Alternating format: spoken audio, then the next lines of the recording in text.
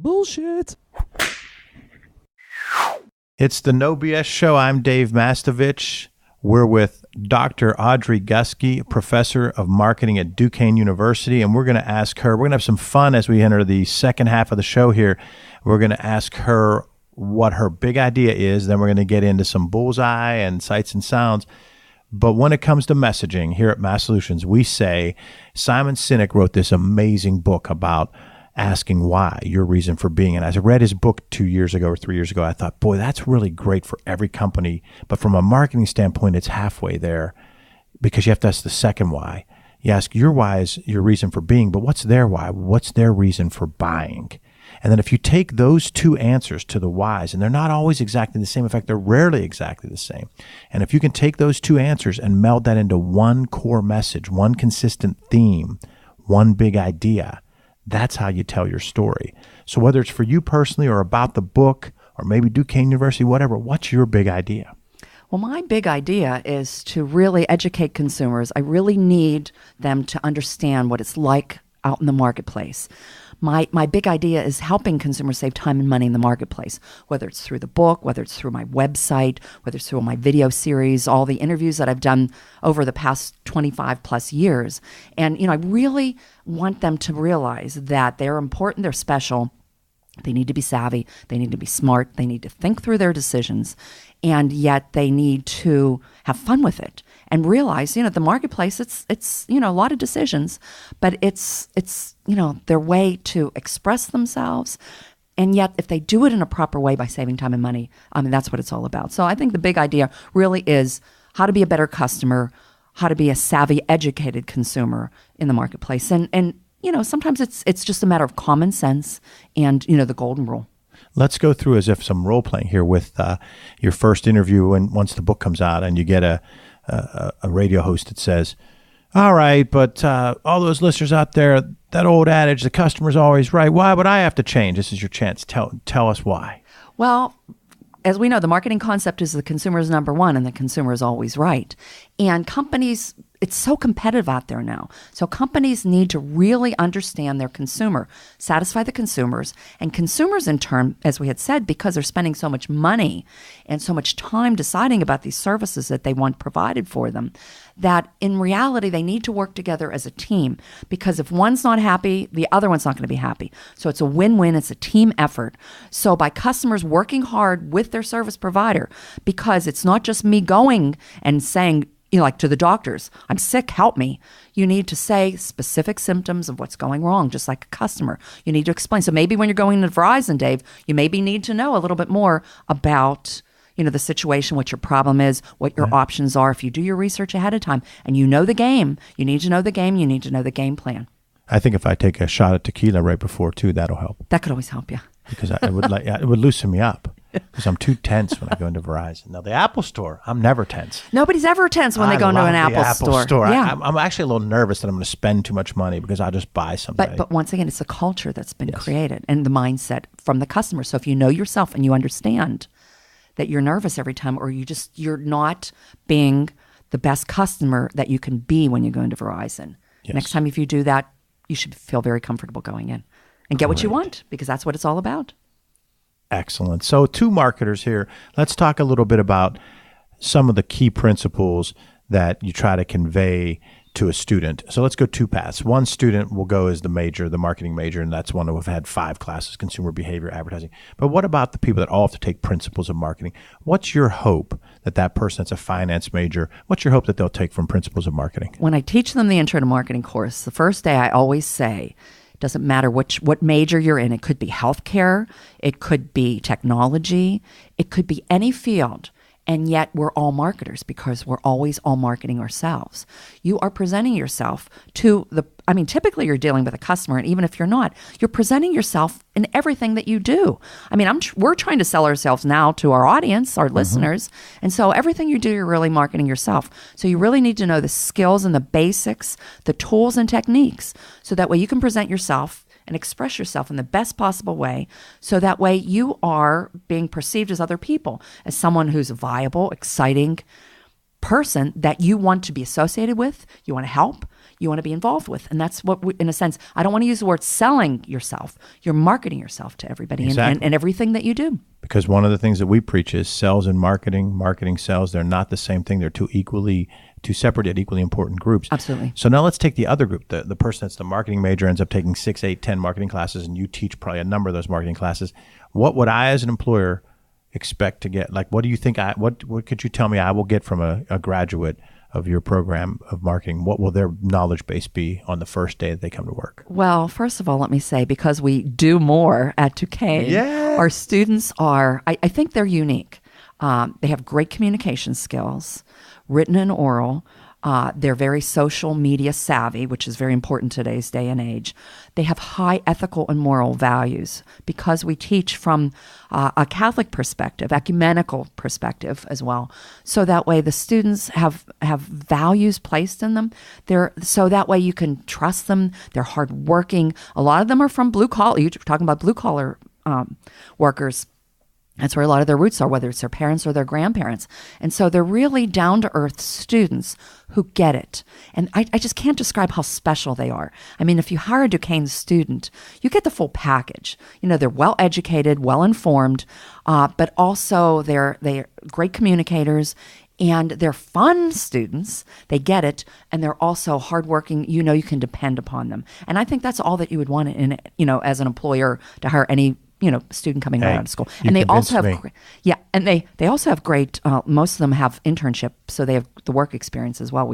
Or maybe even international study abroad experience. First ever hire from Mass Solutions is a Duquesne graduate. Mike Gaddy's still there. Yes. He was here the first day of Mass Solutions. He's still here more than a dozen years later. That says it all. And he does more, I'll tell you that.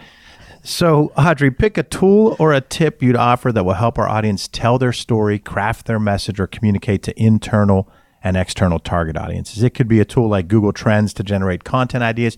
Could be your favorite book, which I know you told me earlier is Get Where You Want to Go. Favorite blog or productivity resource, or a tip on how to approach their career. Whatever you think might help our listeners. Well, I think everyone needs to, getting still on the same theme of marketing yourself, I think people need to, in a sense, have their, I don't want to call it an elevator pitch, but they have to have their own soundbite. I call it script, and I teach this in my students this very last day of class to my graduating students. The notion that you need to, in a sense, have your script so that way if you run into someone in an elevator or down the street, or very good example, here we are on the radio or on the podcast talking, and I need to have these sound bites in my head so that when you run into someone, you could very quickly describe yourself, describe who you are, what benefits, what can you do for other people, as well as you want to, in a sense, brag about yourself. What makes you a very credible person? So when you introduced me and said I've done over 3,000 interviews and I've been on a lot of national and obviously a lot of local. And so that adds a credibility to me. So that way people would tend to listen to me and trust me more. Mm-hmm. So I think every individual needs to have your script in place. Who are you? I could say I'm Audrey Guskey, I'm a teacher, or I can say I'm Audrey Guskey, I'm a marketing professor at Duquesne University and a consumer trends expert. That says quite a bit more. Yes. And so you have to, in a sense, not brag about yourself, but you can't be shy and you can't be modest, because as marketers, the more information you share about yourself with other people, the better off you can help other people and they can help you. So when we think of networking, you shouldn't think of networking as what can I get from you? It's sharing what I know that I can help you and what you know that you can help me. And so it's a matter of have that script in your mind, know what you're going to say, who are you, what benefits can I provide to you, and what gives me the credibility to let you know that I am legitimate and I could really help you. That's great advice for those students and for our listeners. Good. That is an awesome tool, tip for the listeners. Great. But now it's time to keep calm and hit the bullseye. So I'll ask you to choose between two marketing or messaging classics. This is my favorite part. Tell me which one you like more, but you only have a few seconds to choose and hit the bullseye. You ready? I am ready, Dave. Now, you pick and then just give us your quick rationale. Okay. Geico's gecko or the Aflac duck? I don't like the gecko, so I'll have to go with the duck because the gecko is too confusing. The duck is, I don't like either of them, to be honest with you. But if I have to go with one, I'll go with the duck. That's great, though. Let's go down that path. You don't like either one. Tell us why. To me, and we talk about this in class all the time, because they're insurance companies. And what am I going to buy insurance because there's a duck? Am I going to buy insurance because there's a gecko? And what does gecko have to do with Geico and Affleck? It's silliness. But yet, as a marketer, I know it works because they're very successful companies. Mm-hmm. But I wouldn't have pitched those ideas to them. So now we go down the path of, in our space, it's not marketing, but it's a piece of marketing, advertising. Two of the legends, David Ogilvy or Bill Bernbach? Probably David, because he's such a legend. He's been around forever, so I would say. Yeah, they're both fantastic. And for the students out there, or even people that just aren't familiar with branding as much, just Google those two and just read a little bit about them. Just amazing, amazing individuals that talked about messaging in a different way. They started it. I mean, they really started it all. Those two, John Wanamaker, a couple of others. There's just so many. Was David involved with Pepsi, I think? I think he was. I think he was the one that kicked that generation. What were they? Yeah. Pepsi generation. Pepsi generation. That was huge, and that really started a change in advertising at that point. Yes. Don't leave home without it, or priceless. Priceless is my favorite because, to me, I love that word. It's you want everything to be priceless, something that people can't even put a value on. So to me, that is one of my all-time, next to the Do More, seriously, it's one of my all-time favorite campaigns and taglines. It really says, and it just says it all. One word. You've got it. Bam. It's priceless. I know you love the insurance companies, but I'm coming back to them anyway. Progressives, Flo, or Jake from State Farm. Now, the reason these are on is they're contrasting styles, and they're kind of like they're human instead of the first two are the fake mascots. So these are human mascots. Well, I used to like Flo. We're being honest, right? Yes, so I used to like Flo. There's no BS here. And then I found out that she's very liberal. Me being the very conservative person that I am. So that offends me. And my grandson's name is Jake, so I just have to go with Jake. I know that has nothing to do with... Flo is hysterically funny. She, and their campaign is great, but I'm going with Jake. Jake from State Farm. Yep. Lay's, bet you can't eat just one, or Doritos for the bold? I am going to go with Lay's because, to me, that slogan hung on for a long time. And it's true, and I mean, it's encouraging people to consume more of the product. I mean, isn't that what you want? And the other one, be bold, makes sense, but it's the other one, with the Lay's. That's what you want. Bet you can't eat just one. And as you're eating Lay's potato chips, you're thinking that I can't eat just one. And so it's like putting into practice what you want consumers to do. I love that one. By far, I love that one. Awesome. Hotels.com's Captain Obvious, or the most interesting man in the world? I don't know if I like either of them, but I'll go with the hotels. Okay. Just because the other one I think is, I just don't like it. I think it's stupid. I just, that campaign, maybe because I'm not a guy, maybe is it only geared toward men? I don't know. I don't know. But I like, the other one's okay. I can live with either. So the one's okay, and the other one's you don't like at all. Yeah, I'm thinking that. It just annoys me. Maybe that's the word. It just annoys me. Okay. Yeah. Now this one, you can just go based on probably which sport you like because they're both clients. But the Pirates or the Steelers? What are your thoughts from a messaging standpoint, and then just favorite sport and team? Well, this is a tough one for me because I have students at the Pirates, Penguins, and the Steelers. Okay. So as far as picking one, I'd probably have to go with my childhood favorite, which has to be the Pirates. Just because. I mean, they're Pittsburgh, they're the Pirates. We love them all. We love all of our sports. But, I remember the World Series, which is dating me way back, and several World Series campaigns that we won. And so it's awesome. The Pirates are just, they're playing all the time. They're there. It's summertime. We're hanging out, drinking beer, watching the Pirates play, eating good food. Steelers, they only have so many games. It's just more intense, and it's cold. Yes. So we'll take summertime. We'll take summertime Pirates.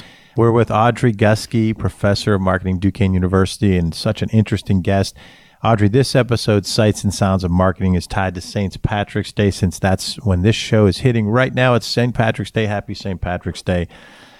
And Audrey, what we're going to do is talk about how you have done a lot of analysis, and I've seen your interviews about the economic impact of various holidays. Now, I know St. Patrick's Day isn't a real big one, and it's mostly probably party related and parade related. So touch on that briefly, but then let's segue into about a month or so ago, the impact of Valentine's Day. And then we'll just go through anyone you want to talk about, Black Friday, Cyber Monday.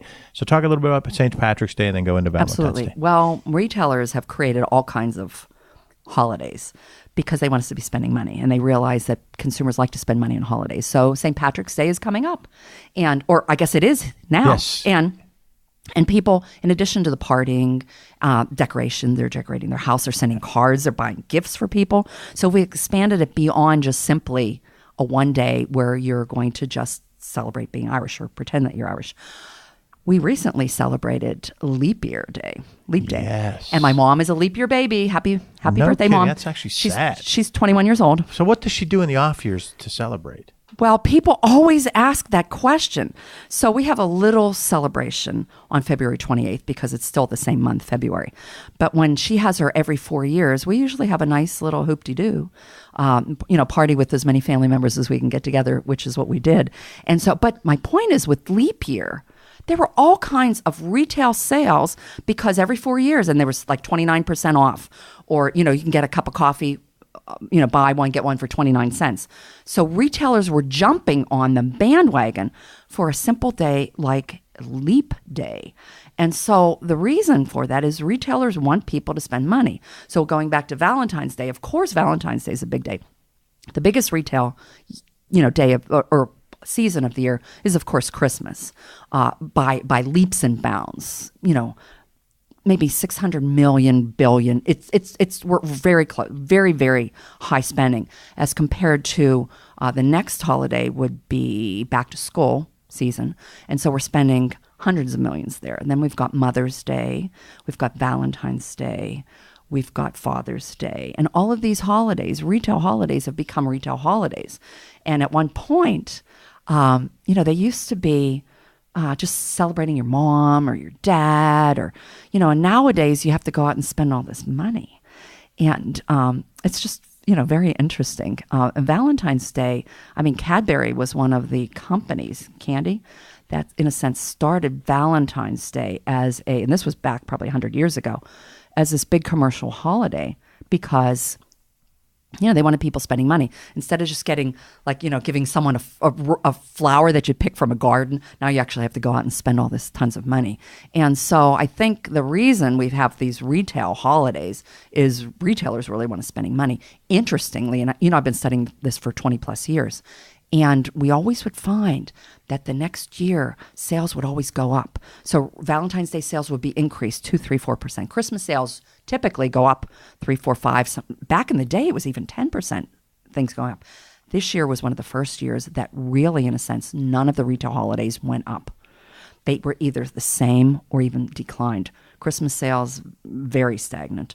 Back to school shopping went down. Valentine's Day sales went down. So, you've got all these holidays, and the purpose was for people to be spending money. And because of the economy being so tight, consumers are being very conservative and watchful, and they're really not spending the money that retailers had hoped they would spend. Halloween, typically people spend tons of money on Halloween, and they really didn't do that this year as well. So it's a little scary. When people tell me the economy is improving, I don't know, because I'm not really seeing it in the sales numbers. It's the Sights and Sounds of Marketing with Audrey Guskey, talking about holidays, some created purely by retailers and others that historically were meant to be a nice gesture, and now they become ways to try to get us to spend money. Let's talk about two of the latest in the last 20 years or 30 years is one of them, and the last 5 is the other, is Black Friday and Cyber Monday. Yes. Very interesting. Boy, I cannot tell you how much they've changed. I've been studying retail trends for 28 plus years, and Black Friday was always the kickoff for the Christmas season. And so people were spending significant amounts of money on Black Friday. The sales were huge, all these doorbusters. It was retailers could bank on it. Well, then what happens is we've got stores start opening on Thanksgiving. Mm-hmm. And then, as you said, by 8 years ago, Cyber Monday pops up. Mm-hmm. And people are shopping online in the comfort of their home or the day they get back from work after Thanksgiving, and shipping is free and everything. The prices are good. People feel secure, with all the issues that they had maybe with identity theft. And so we found that Cyber Monday is growing double digits by leaps and bounds. Black Friday went down significantly because people either shop on Thanksgiving or they shop on Black Friday. They're not shopping. We only have so much time. We only have so much money. And then Saturday, you didn't mention Saturday. Saturday is Small Business Saturday. And that was pretty big. Now, keep in mind, it's still small numbers, but it also increased by, I think, like 13% over last year. So that's great that people are, and I love Small Business Saturday because you really want to keep the money locally, your local neighborhoods, local cities, and support your neighbors in the community. And so that increased. But as far as Black Friday, and I hate to say this because, I've been doing, Black Friday I was like Santa. It was my busy season. I would get calls from all the TV stations, radio stations. I would be booked all day doing interviews. And now that Black Friday has literally lost its luster, I think I might be out of a job, at least on Black Friday. I'll have to push for the Cyber Monday and the Super Saturday. But it's not, people aren't shopping Black Friday anymore. They have too many other alternatives. And retailers did it to themselves. They started these early Black Friday sales way back, even like right after Halloween. So, what are you going to expect? Audrey Guskey, our guest today, professor of marketing at Duquesne University, and so much more, a true retail and consumer expert, working on a great book that's going to be out in the next 6 months, so you'll all get to know about it, and we will push that through Mass Solutions as we'll market it for, and I'm setting the deadline for it. It has to be done in 2016. Thank you, Dave. Okay. I appreciate that. What did you say? Just deliver it? What? Ship it. Ship it. Seth Godin, ship it. I love Seth. So, Audrey, how can listeners contact you if they'd like to learn more about what you do? Well, they can always go to my website, draudreyguskey.com. A lot of my current videos and past videos are there. It's a good way for them to reach me. I'm on Facebook. Please become my friend on Facebook, draudreyguskey.com. Twitter as well. And Consumer Sense. As I said, that's my video series. Okay. So I also have a Facebook page, Consumer Sense. It's SENSE, not like penny sense, Consumer Sense, and I have a great production team, and we have a lot of fun putting it together and sending it out to everybody, and we update it. We've got a lot of blog information, a lot of information. So please have people follow me. That would be great. Audrey, thanks for being on the show. Thanks, Dave. Always great to be here. Suzanne, thanks for the production, leading this, the cutting edge producer of podcasts in America, Suzanne Mayer. You are the best, Suzanne. And thanks for joining us for the No Bullshit Marketing Podcast. Visit boldsolutionsnobs.com for show notes, plus additional marketing and messaging resources. Remember to sign up for Light Reading. You'll receive valuable strategies every other week to improve your marketing and transform your message. It really is light, intended to be read in 2 minutes or less, and it just might trigger bright ideas for you. To sign up, visit masssolutions.biz. Remember, ask yourself, what's the big idea? And build your story around the answer. It's all about bold solutions.